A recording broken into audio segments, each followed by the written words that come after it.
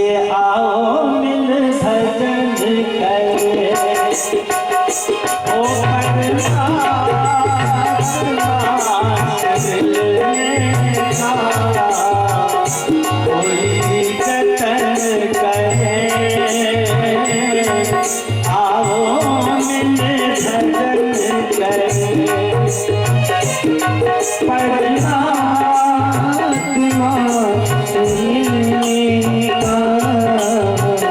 कोई जतन करे आओ मिल भजन करे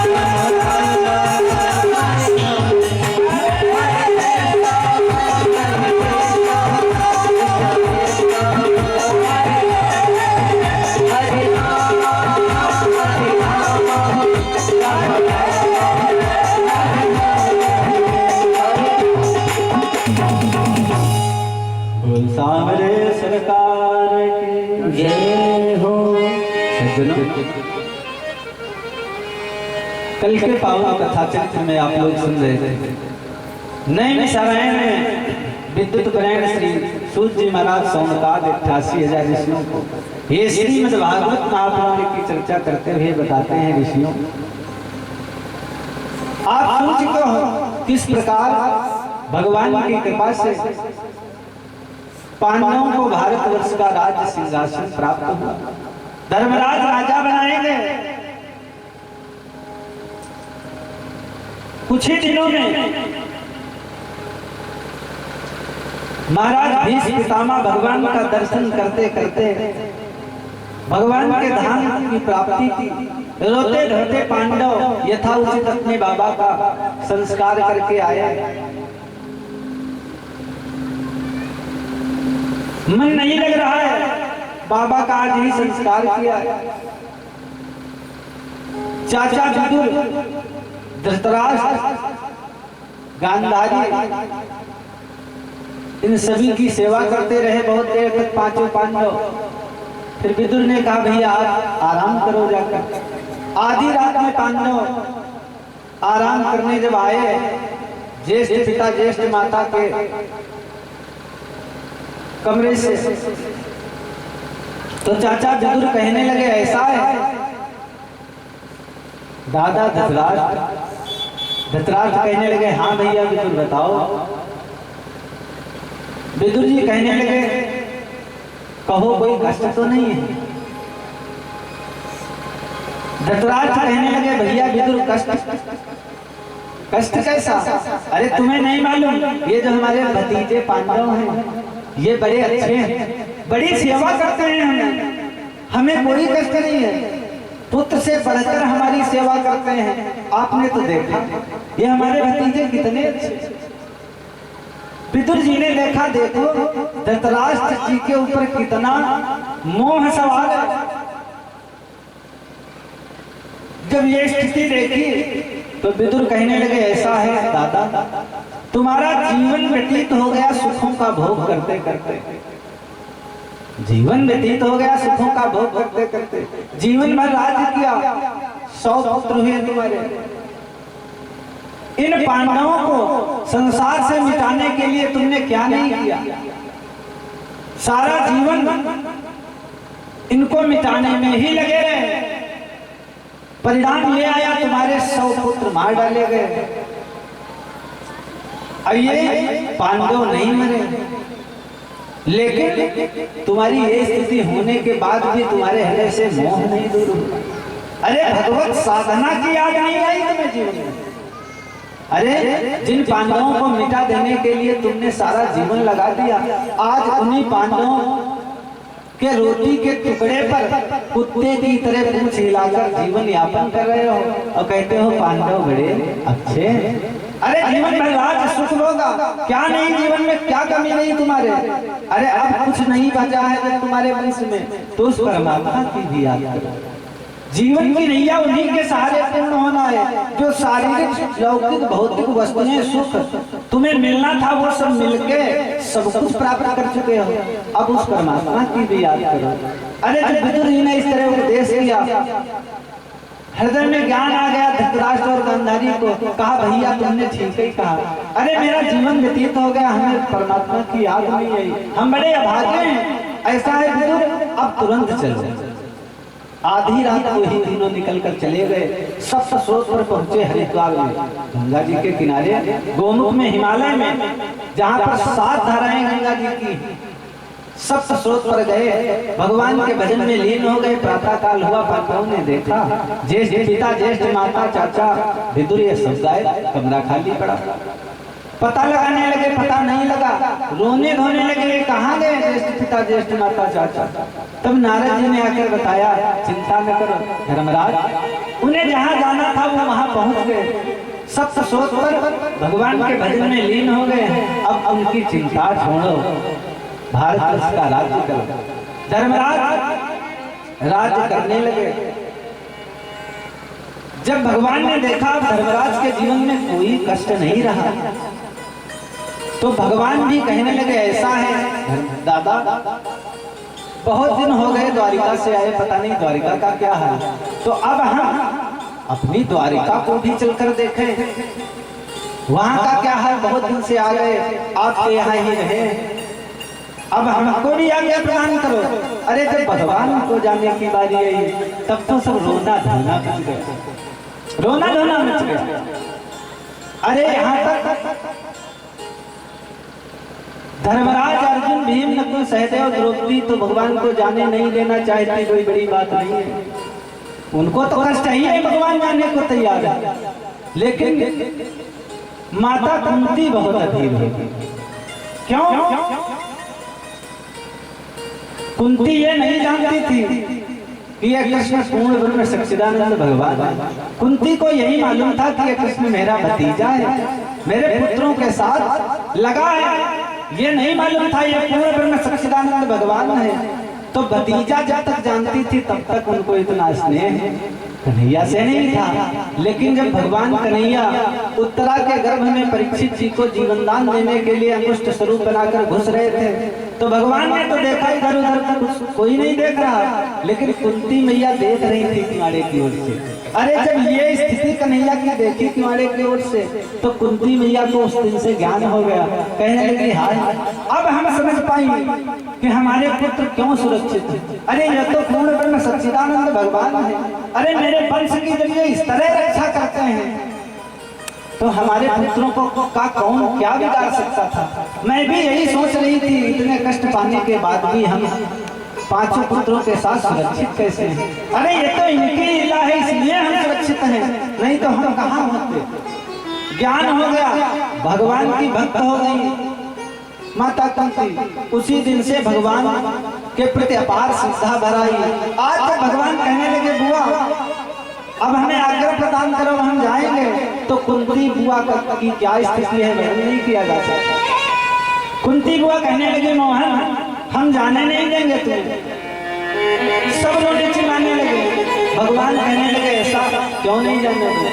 बुआ कहने लगी, जाने इसलिए नहीं दूंगी, अभी तक मैं तुम्हें जानती थी कि तुम वसुदेव के पुत्र हो, हमारे भतीजे हो, लेकिन वास्तव में तुम क्या हो यह हम जान चुकी है। भगवान कहने लगे, क्या जान चुकी हो बुआ जी। अरे कहा हमने आपको देख लिया है। भगवान ने कहा, क्या देख लिया, बताया। भगवान कहने लगे, बुआ जब जान ही चुकी हो कि मैं ईश्वर हूँ, तो आज हमें रोको ना, हमें जाने दो द्वारिका। जब मैं ईश्वर हूँ तुम्हें पता ही चल गया है, तो तुम लोग एक एक वरदान ले लो, लेकिन हमें जाने दो। बहुत जब भगवान ने समझाया तो सब वरदान मांगने लगे। धर्मराज ने कुछ मांगा, अर्जुन ने कुछ मांगा, भीम ने कुछ मांगा, द्रौपदी ने कुछ मांगा। भगवान कहने लगे अपनी सगी बहन सुभद्रा से कि बहन तुम भी मांग लो कुछ। सुभद्रा कहने लगी, मोहन क्या मांगे। कन्हैया कहने लगे, कुछ मांग लो। सबका मन भगवान की सगी बहन सुभद्रा की मांग में पड़ गया कि ये तो भगवान की सगी बहन है, पता नहीं क्या मांगेगी। तो सबका मन सुभद्रा के वरदान में लग गया। भगवान कहते हैं, मांग लो बहन। सुभद्रा कहने लगी, ऐसा है मोहन, अगर आप देना ही चाहते हैं तो कृष्ण त्वदीय पद पंकज पंजराते अतैव मे विशतु मानस राजहंस प्राण प्रयाण समय कफवात पितैः कंठावरोधन विधौ स्मरणं कुतस्ते। अगर हमें देना चाहते हो तो कृष्ण तदीय पद पंकज पंजराते, मेरा कमल रूपी मन, कमल रूपी हृदय पुष्प मन आपके चरणों में लगा रहे। और मोहन हमने सुना है प्राण प्रयाण समय कफवात पितैः, जो भीष्म पितामह की इच्छा थी। हमने सुना है प्राण प्रयाण समय, जब प्राणों के पलायन का समय आता है तो कफवात पितैः, गले में कफ अवरुद्ध हो जाता है। ये व्यक्ति नाम लेना चाहता है लेकिन आपका नाम निकलता नहीं है। तो गोविंद जब हमारी ये स्थिति आए तो कंठावरोधन विधौ स्मरणं कुतस्ते, तो गला जो अवरुद्ध हो जाता है कंठ, हमारी ये स्थिति न हो और मेरा मन आपके चरणों में लगा रहे, यही वरदान मैं चाहती हूँ। भगवान ने कहा, एवं अस्तु तथास्तु। कुंती बुआ से कहने लगे, बुआ तुम भी मांग लो। बुआ कहने लगी, मोहन हम कुछ नहीं मांगेंगे। भगवान कहने लगे, नहीं बुआ सबने मांगा है तो आप भी मांग लो। आप जब जानती ही हो तो अब मांग लो वरदान। बुआ से जब जिद कर गए भगवान तो बुआ कहने लगी ऐसा है गोपाल, अगर देना चाहते हो तो मना तो नहीं करोगे। भगवान कहने लगे मना क्यों कह रहे? बुआ ने कहा जो हम मांगेगी वो दे दोगे? भगवान ने कहा बिल्कुल दे दूंगा। कहा मना मत करना। भगवान ने कहा नहीं मना करेंगे। त्रिवाचक कर रहे हैं। तो कुंती बुआ कहने लगी अगर ये बात है वो है, अगर हमें देना ही चाहते हो तो संसार का जितना दुख है वो सब हमारे आंचल में डाल दो। संसार में जितना दुख है वो हमारी झोली में डाल दो कन्हैया। विपदा सतु न शाश्वत तत्र तत्र जगत गुरो। क्यों? भवतो दर्शनम यस्यात् पुनर्भव दर्शनम। संसार का सब दुख हमारी झोली में डाल दो। भगवान की आंखों में आंसू आ गए। बुआ ये तुमने क्या मांगा? तुम्हारे जीवन में दुखों की क्या कोई कमी रही? अरे बाल्यकाल में ही तुम्हारा विवाह हो गया। तरुण अवस्था में ही जो स्त्री का सबसे कठिन दुख होता है वैधव्य, वो तुम्हें तरुणता अवस्था में ही प्राप्त हो गया।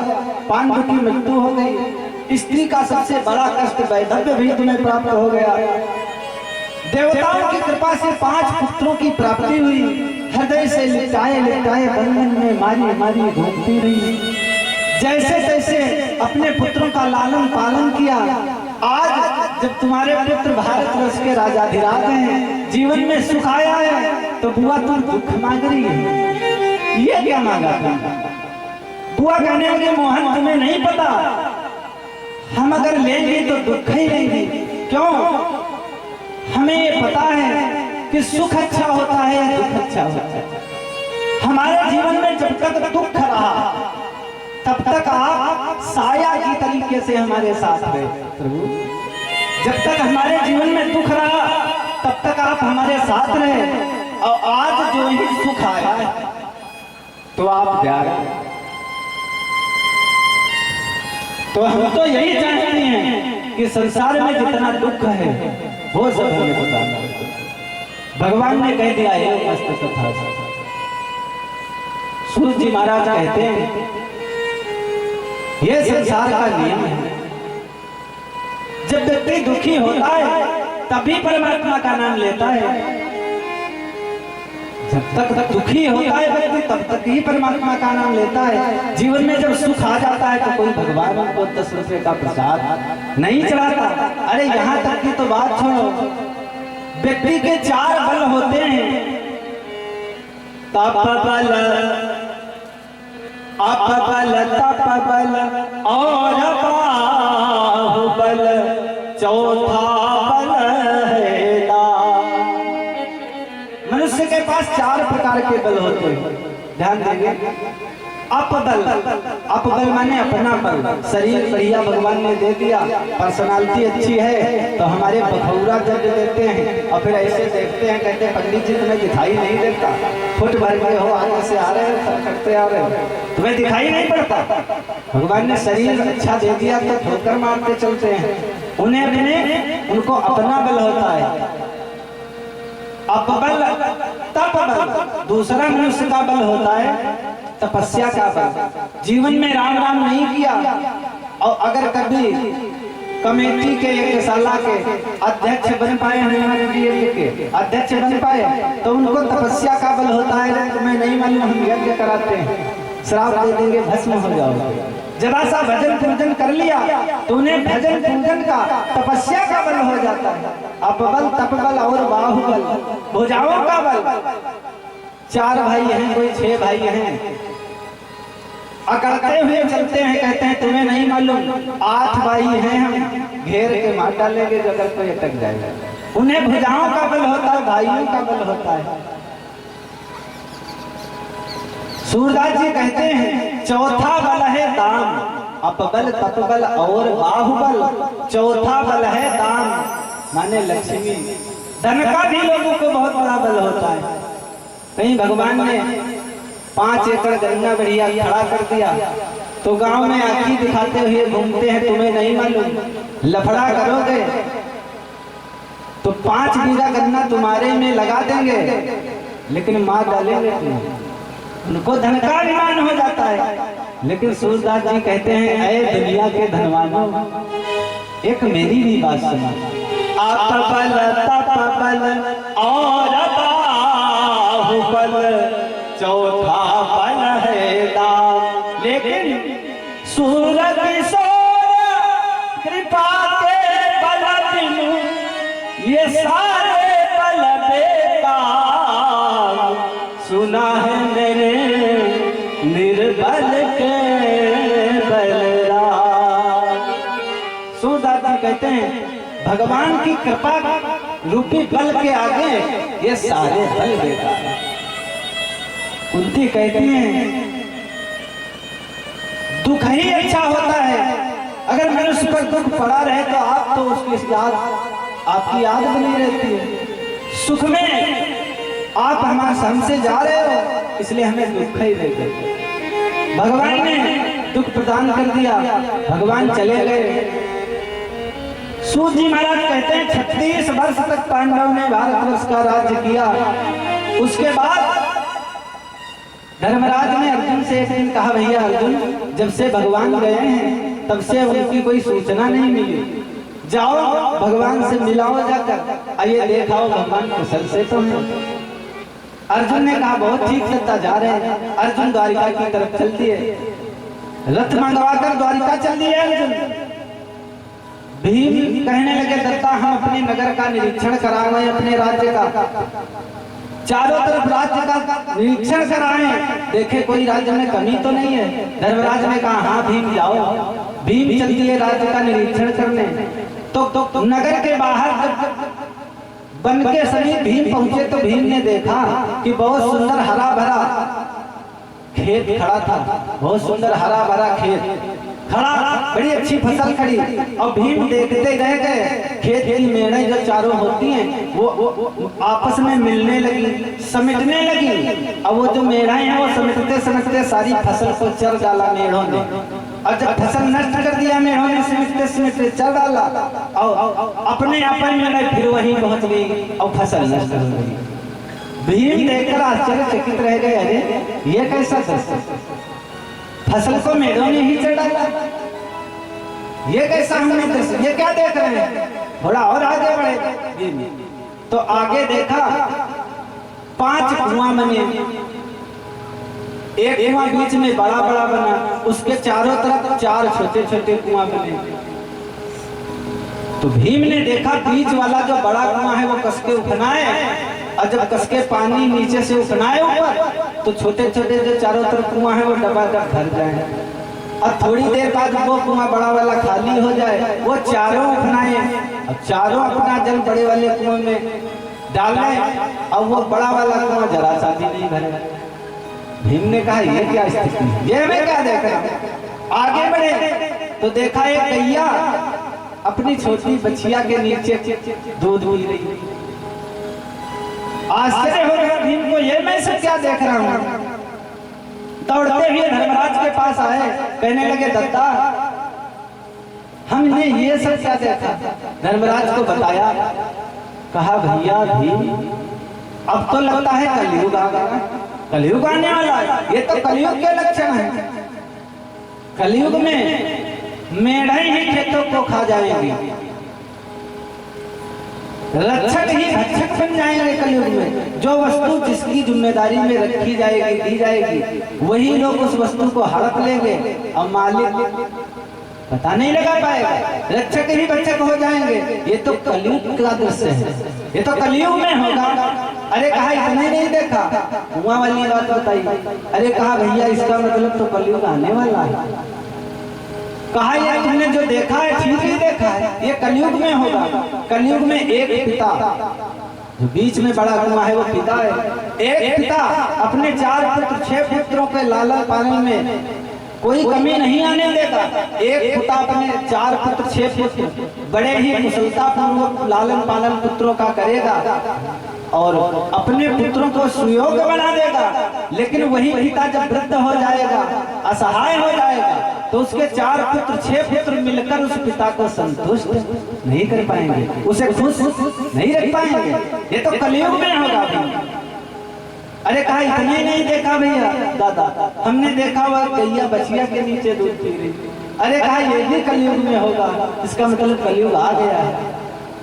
कलयुग में लोग अपनी बेटी का भी धन खाने में संकोच नहीं करेंगे। ये तो कलयुग की कल्पना है, ये तो कलयुग के दृश्य हैं। क्या कलयुग आने वाला है? अरे जब तक लीला पुरुषोत्तम भगवान गोविंद हमारे साथ हैं, द्वारिका में हैं, तब तक कलयुग आ नहीं सकता है। भी चिंता न करो, भगवान का भजन करो जाकर, समझाए दिया। और कहा अर्जुन तो गए ही हैं भगवान के पास, जब तक प्रभु है तब तक कलयुग नहीं आएगा, चिंता न करो। अर्जुन आए, तो जब इधर अर्जुन आए तो क्या स्थिति है? जब तक अर्जुन आए तब तक नारद जी आ गए भगवान के पास। नारद जी आ गए, अब भगवान से कहने लगे कन्हैया हमको पिताजी ने भेजा है, ब्रह्मा जी ने। उन्होंने कहा है जिन जिन कार्यों के लिए आपका अवतार पृथ्वी पर हुआ था वो सारे कार्य पूर्ण हो गए। अब आप अपने गोलोक धाम को चलो कन्हैया। उन्होंने खबर भिजवाई है, अब चलो अपने धाम को, लीला संपन्न करो। भगवान कहने लगे देवर से, कहा तो ब्रह्मा जी ने ठीक ही है, कार्य तो हमारे सब हो गए, लेकिन एक कार्य भी बचा है। नारद जी ने कहा अब कौन सा कार्य बचा महाराज? हमारी समझ से तो सब कार्य हो गए। भगवान कहने लगे देवर से तुम्हें नहीं मालूम एक कार्य बचा है। नारद जी ने कहा क्या कार्य बचा?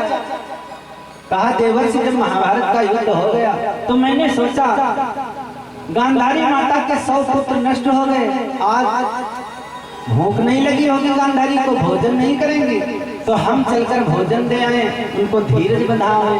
तो हम भोजन लेकर गए माता गांधारी के पास, समझाया हुआ भोजन कर लो। गांधारी ने कहा मोहन जिसके 100 पुत्र नष्ट हो गए हैं वो भोजन कर ले। अरे तुम जाओ यहाँ से, तुम ही तो इस लीला के असली खिलाड़ी हो। अरे हमें भोजन कराने आए हो। भगवान को फटकार दिया माता गांधारी ने, कहा नहीं करेंगी भोजन, हाल हटा दी। भगवान चुपके से चले आए। भगवान की लीला समझो, पुत्रों के शोक में रोते रोते गांधारी ने तुरंत अपनी दासी से कहा ऐसा है दासी चलो हमारे पुत्रों को दिखाओ चलकर, कौन पुत्र कहाँ पड़ा है, कुरुक्षेत्र में हमें ले चलो, हमें दिखाओ मेरा कौन सा पुत्र कहाँ मरा पड़ा है, हम देखेंगे, तुम घसीट कर लाना हम देखेंगे। हमारे दुख में दासी गांधारी पहुंच गई, पुत्रों को घसीट घसीट कर लाती है दासी, कहती है देखो ये फला पुत्र है, ये फला पुत्र है, ये फला पुत्र है। पुत्रों के शोक में गांधारी मैया रो रही है। इतने में पता नहीं क्या हुआ, भगवान की प्रेरणा से गांधारी माता को बहुत तेज भूख लग गई, अपार भूख, रहा नहीं जा रहा, प्राण निकलते जा रहे भूख के मारे। गांधारी कहने लगी दासी कुछ खाने को नहीं है, हमें तो बहुत भूख लगी है, लगता है प्राण निकल जाएंगे, तुरंत कुछ खाने की व्यवस्था करो। दासी कहने लगी यहाँ क्या रखा जो हम खाने की व्यवस्था करें? अरे कुछ नहीं यहाँ। गांधारी कहने लगी कुछ तो होगा, देखो इधर उधर। दासी ने देखा थोड़ी दूर पर बहुत सुंदर बेरी का पेड़ है, उसमें पके पके बेर लगे। दासी ने कहा ऐसा है रानी, बेर लगे हैं बड़े अच्छे पके पके। अरे कहा बेर तो बड़ा अच्छा फल होता है, चलो बेर ही लाओ। दौड़ के आ गई दोनों, जब जब तोड़ने चली बेर तो हाथ जब बढ़ाया तो बेर बहुत ऊंचे लगे। दासी कहने लगी हाथ से नहीं मिले, हम चढ़ पाती नहीं है पेड़ पर, ये नहीं मिलेंगे ऐसे, ये तो थोड़ी दूर पर लगे हैं। तो गांधारी ने कहा ऐसा करो जो हमारे ये पुत्र मरे पड़े हैं इनको घसीट घसीट कर लाओ और एक चबूतरा बनाओ, लाशों का चबूतरा बनाओ, उस पर हम तुम दोनों खड़े हो तो बेर मिल जाएंगे। कहा हाँ तो मिल जाएंगे। कहा बस यही करो। घसीट घसीट कर एक चौतरा बनाया पुत्रों की लाशों पर, उसके ऊपर खड़ी हो गई और जो ही दासी ने तोड़ कर एक बेर दिया, मुंह में बेर खाने लगी। माता गांधारी जो ही मुंह में बेर रखा, भगवान तुरंत प्रकट हो गए, कहने लगे बुआ जी ये क्या कर रही हो? अरे जो ही भगवान आ गए, मुंह का बेर मुंह में, हाथ का बेर हाथ में, वो भूख भी गायब हो गई। बुआ ने बेर फेंक दिया, कहा मोहन अब हम समझे तुम्हारी ये लीला। हम भी सोच रही थी अचानक ये भूख कहाँ से आ गई, ये सब तुम्हारी लीला है। अरे गोविंद अगर तुम चाहते तो ये पुत्र आज हमारे सब सुरक्षित होते, तुम अगर चाहते तो हमारे पुत्र मारे नहीं जाते। ये तुम्हारी लीला है। 18